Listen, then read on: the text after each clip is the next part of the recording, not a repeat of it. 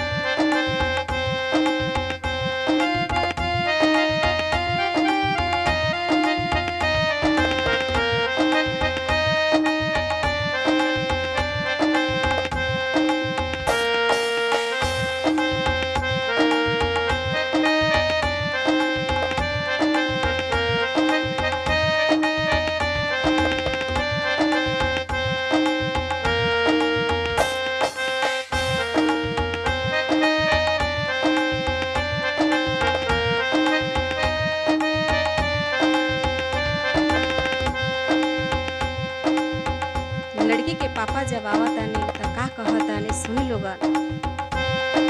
बहरी से आइले पापा ता बेटी के समझाइले हैं। बहरी से आइले पापा बेटी के समझाइले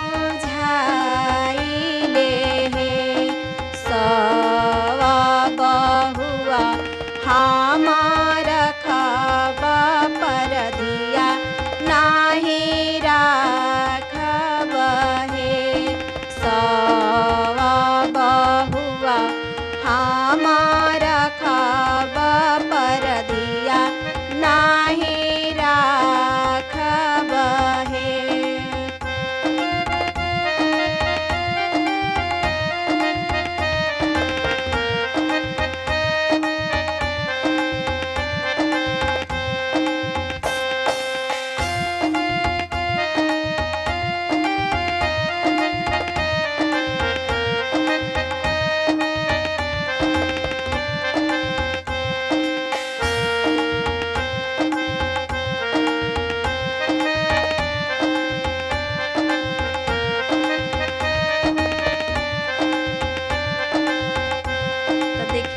दूल्हा राजा का कह रहे हैं, सुनिए।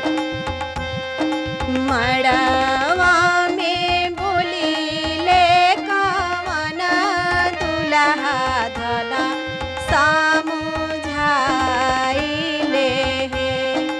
मड़वा में बोलीले कवन दूल्हा धना समझाइले हैं। हमें दुनिया के रीत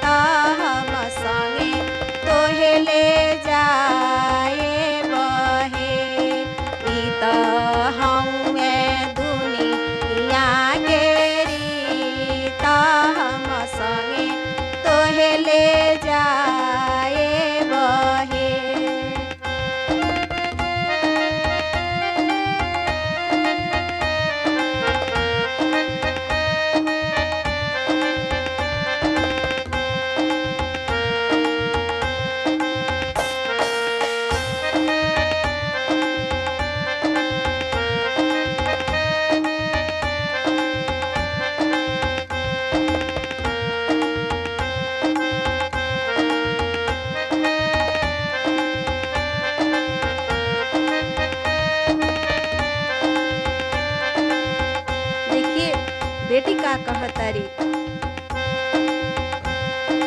के करा से बोलब बातिया ये बके करा से हाँ सब है के करा से बोलब बातिया ये बके करा से हाँ सब है के करा से कहब दिल के बतिया कैसे हमारा बहे के करा से कहब दिल के बतिया कैसे हमारा बहे।